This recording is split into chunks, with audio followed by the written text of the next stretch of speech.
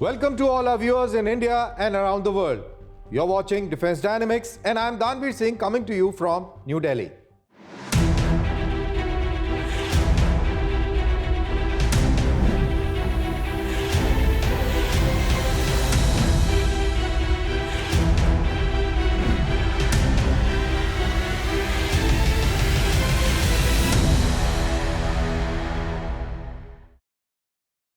On Defense Dynamics today, we'll talk about India's options as the Chinese PL-15 changes air combat geometry, how India's K-4 submarine-launched ballistic missile has reshaped the deterrence in whole of South Asia, and what is a swarm brain and how India is building it for the next war. And at the end, we'll talk about Defense Research and Development Organization that celebrates its 68th Foundation Day. And in my take, we'll expand on what DRDO chief said on research and development. But first, the global defense headlines. The Defense Acquisition Council or DAC has cleared defense acquisition proposals worth close to Rs 79,000 crores. Among the key approvals are proposals for the overhaul of T-90 main battle tanks and mid-life upgrade of Mi-17 helicopters. The maiden flight test of the Pinaka long-range guided rocket LRGR-120 was successfully conducted at the Integrated Test Range, Chandipur town in the Balasore district of Odisha. The rocket was tested for its maximum range of 120 kilometers. INSV Kondinya begins her maiden overseas voyage from Porbandar to Oman. The stitched engine-less vessel revives India's ancient maritime shipbuilding tradition. The mission retraces historic Indian Ocean trade routes. Rolls-Royce plans to position India as its third home market after the UK and United States. Focus area includes jet engines, naval propulsion, and advanced defense engineering. The firm cites India's scale and fast-growing defense ecosystem. Lockheed Martin pitches C-130J Super Hercules for Indian Air Force's tactical airlift needs. The firm proposes a global production hub in India, its first outside the United States. Indian Air Force already operates 12 C-130Js used across Quad nations. In the domain of air-to-air battles, it is after decades in which the Russian R-77 gave many air forces a beyond visual range edge. Now a new player, the Chinese PL-15 and its export version PL-15E, is changing the dots on the radar. So how has PL-15 changed the air tactics over the skies of South Asia? Longer-range missiles like the PL-15E allow an attacker to acquire targets from beyond the defensive envelope of older missiles like the R-77. This shifts the game entirely, requiring new tactics, advanced seekers, and faster data links.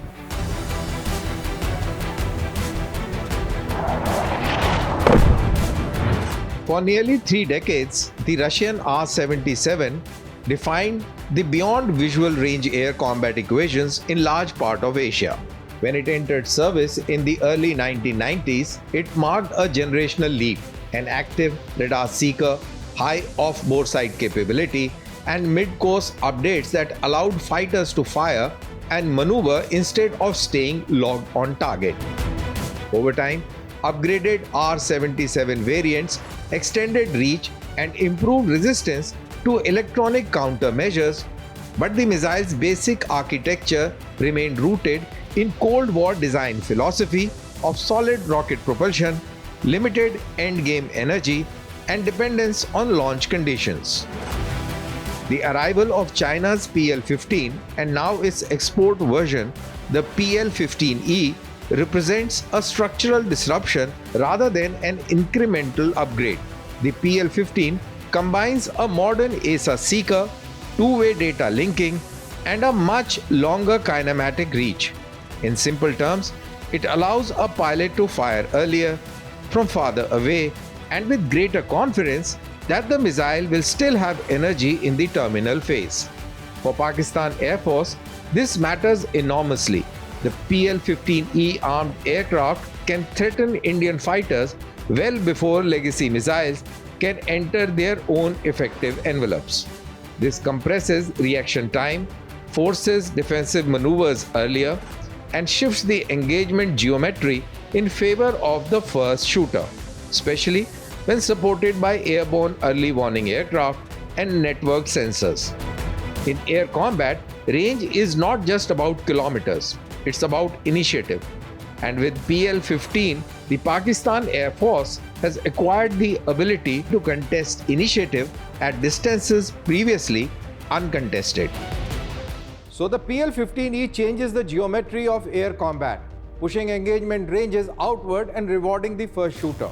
But how does India respond now before indigenous solutions mature? The immediate answer lies in a missile that doesn't chase range, it preserves energy. Enter Meteor. India's immediate response to PL-15 challenge may come in form of Meteor missile integrated on the Rafale fighter. But this decision is yet to be taken at the highest levels of India's defense structure. Unlike conventional rocket-powered beyond visual range air-to-air missiles or the BVRAAMS, Meteor uses a ramjet propulsion system, allowing it to sustain high speeds deep into the engagement rather than bleeding energy after boost phase. This gives Meteor one of the world's largest no-escape zones, the distance within which a target cannot outrun or outmaneuver the missile. Against long-range threats like PL-15E, that sustained end-game energy is critical.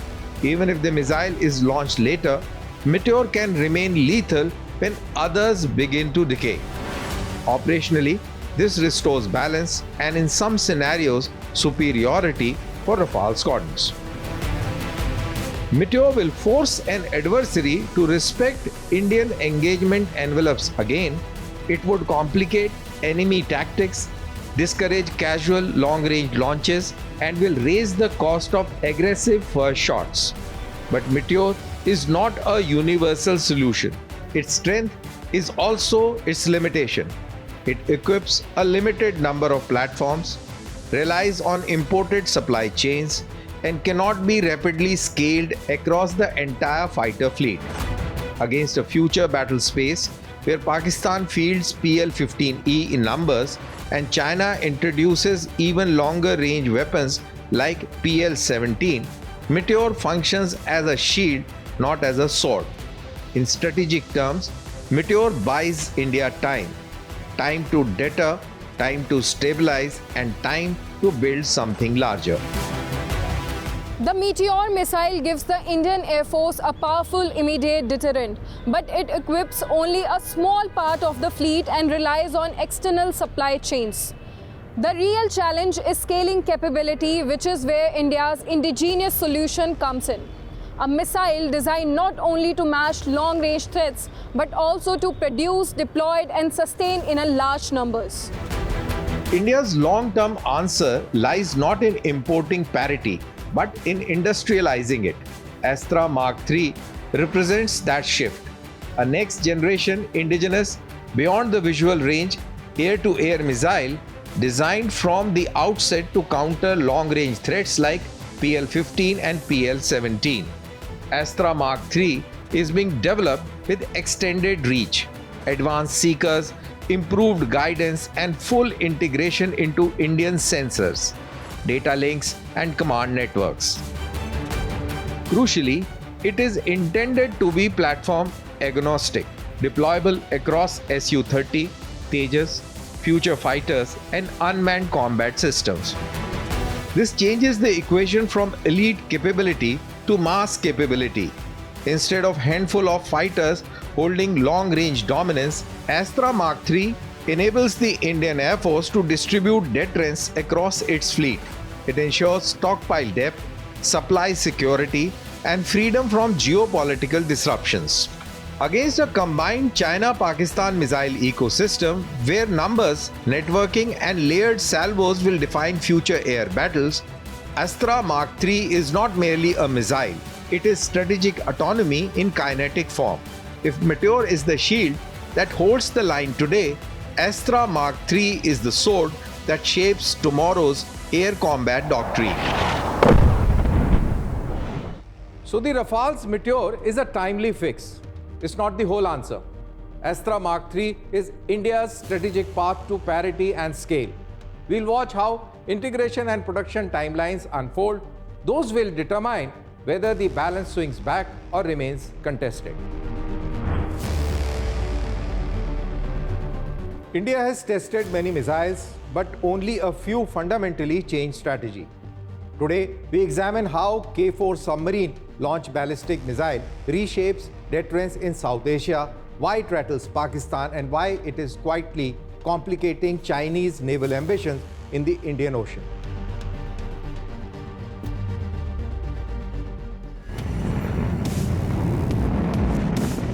K-4 is not just another missile test. It is the backbone of India's credible sea-based nuclear deterrent.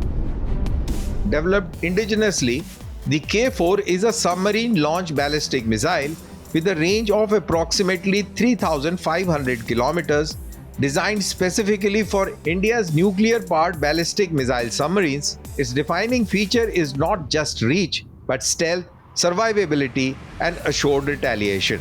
Unlike land-based missiles, which can be tracked by satellites or aircrafts, which can be intercepted, a ballistic missile submarine remains hidden under vast ocean spaces.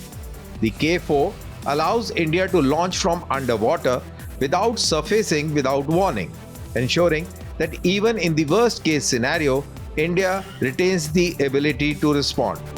This marks India's transition from deterrence to declaration to deterrence by capability, a quiet shift but a decisive one.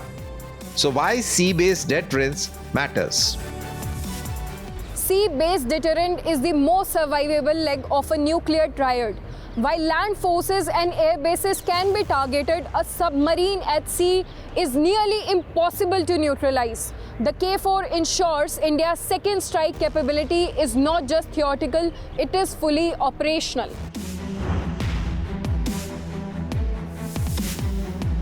For Pakistan, the K-4 is deeply unsettling because it collapses strategic assumptions built over decades.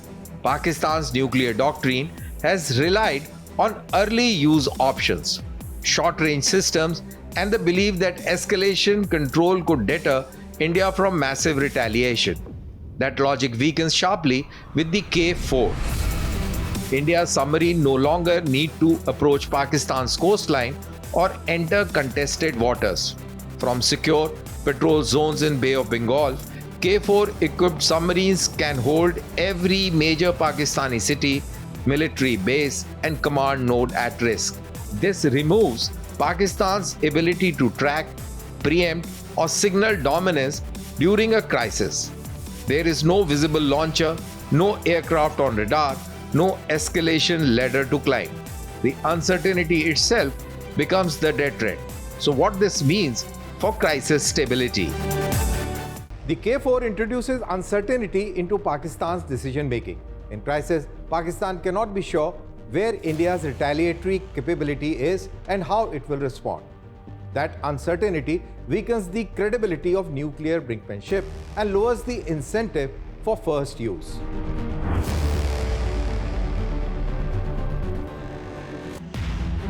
China is not named, but it is watching.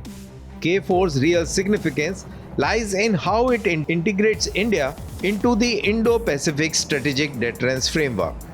With operational SSBN patrols, India is no longer a continental nuclear power alone, it is a maritime nuclear power. For China, this complicates naval dominance in Indian Ocean. Chinese submarines entering the region now face an Indian underwater deterrent that is persistent, concealed, and lethal. More importantly, K-4 represents trajectory, not culmination.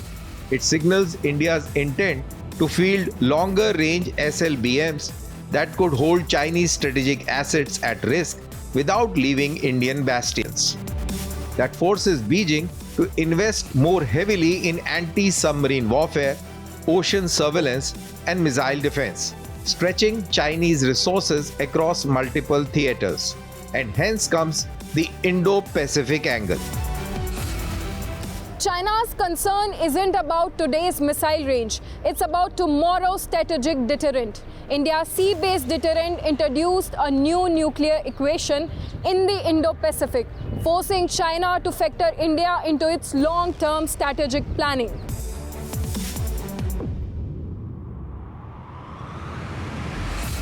The K4 marks the moment India's nuclear triad becomes fully credible, not just complete on paper. Land-based missiles provide reach, air-delivered weapons offer flexibility, but it is the sea-based leg that guarantees retaliation under all circumstances. Crucially, this strengthens India's no first use doctrine. A nation confident in its second strike does not need to posture, threaten, or escalate prematurely.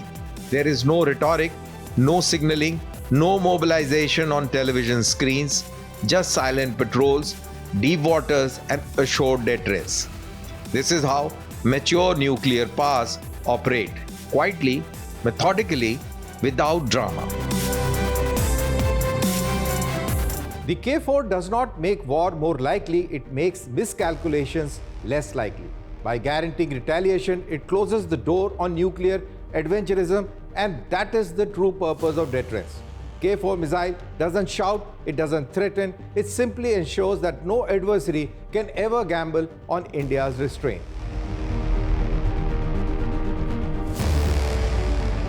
India's private defense sector has taken a decisive step into next-generation warfare.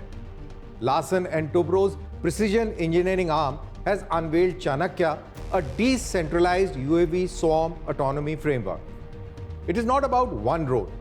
It's about dozens and even hundreds thinking, adapting, and fighting together. Today on Defense Dynamics, we break down what CHANAKYA really means and how it will physically manifest on India's borders from the line of control to the line of actual control.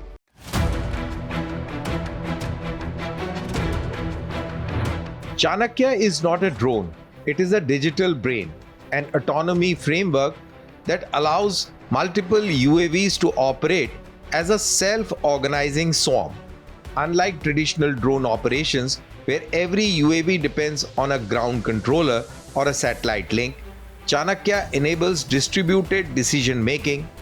Each drone shares data, processes threats locally, and adapts its behavior in real time. If one drone is jammed, shot down, or cut off, the swarm reconfigures instantly. No central failure point, no single command node to target. This is the shift from remote control platforms to autonomous combat systems. So why decentralized autonomy matters? Decentralized autonomy means you are no longer fighting a platform. You are fighting a system. There are no drone headquarters to be destroyed. The intelligence is spread across the swarm, making it far more resilient in electronic warfare environments. So what does this mean in real terms? In real terms, CHANAKYA turns UAVs into thinking battlefield agents.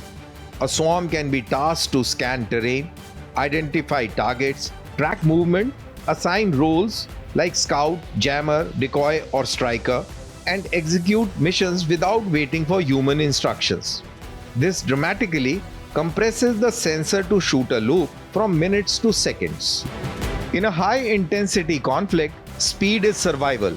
CHANAKYA is about decision superiority, not just airframes. It's a kill chain revolution. When drone swarms process information locally, commanders don't need to micromanage. They issue intent and the swarm figures out execution. This speed advantage can decide engagements before the enemy even reacts. So how this manifests on India's borders? On the line of control, CHANAKYA enables persistent swarm patrols, dozens of low-cost drones watching infiltration routes, identifying launch pads, and tracking hostile movement in real time. On the line of actual control, where terrain is vast and reaction windows are short, swarms can monitor valleys, passes, and build-ups without risking pilots or soldiers. If a confrontation escalates, some drones jam enemy radars, others act as decoy, strike UAVs, hit high-value targets, while the swarm adapts dynamically as losses occur. And this is area dominance without occupation. China's advantage lies in numbers. Swarm autonomy lets India offset that with intelligence, adaptability, and resilience. You don't need parity in platforms. You need superiority in cognition. So why CHANAKYA changes India's military DNA? This is because it signals something bigger. India's private defense industry is now shaping doctrine, not just supplying hardware.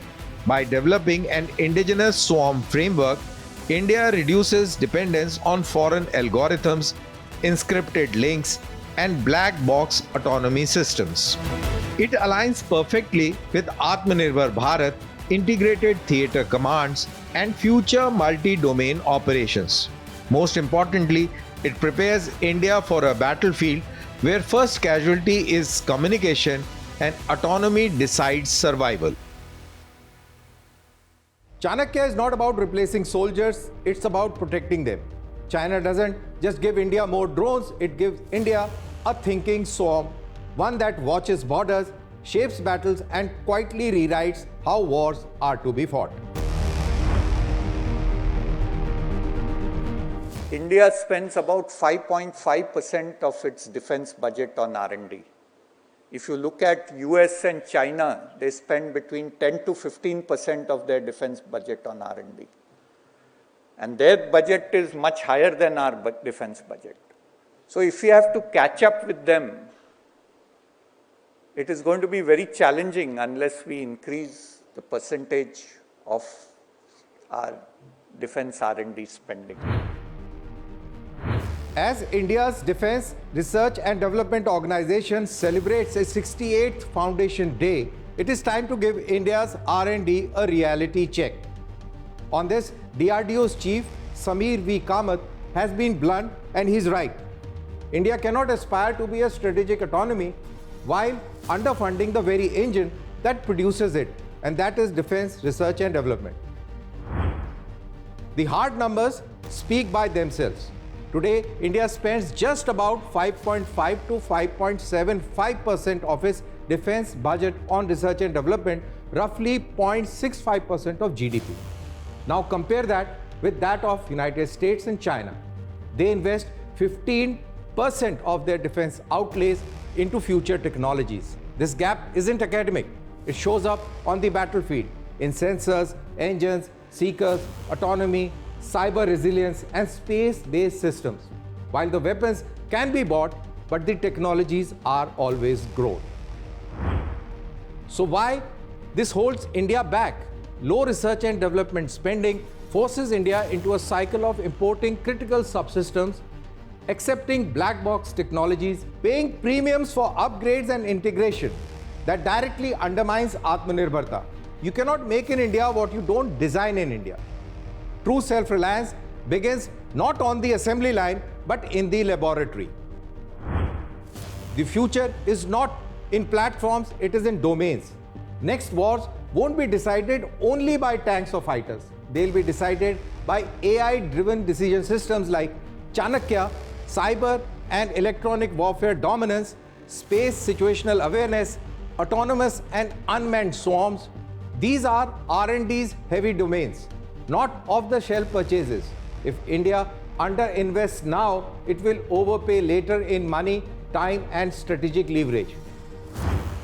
The private sector is the force multiplier. Mr. Kamath's second point is equally critical. Industry collaboration. The private sector brings speed, software talent, system engineering, risk appetite.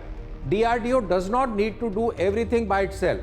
It needs to architect ecosystem, fund breakthrough research, and let industry scale it. This is how global defense innovators operate. India cannot remain the exception. Hence, the bottom line is that defense research and development is not an expenditure, it is strategic insurance. If India wants freedom of action against Pakistan, China, or in multipolar world, it must pay upfront for ideas, not just inventory. Spend more, spend smarter, and spend it now before the next war decides the cost for us. And that's my take. That's all for this week on Defense Dynamics. Share your comments on social media with hashtag #DDWithTanveer. See you next week with new defense and geopolitical developments and their analysis. Till then, goodbye and take care.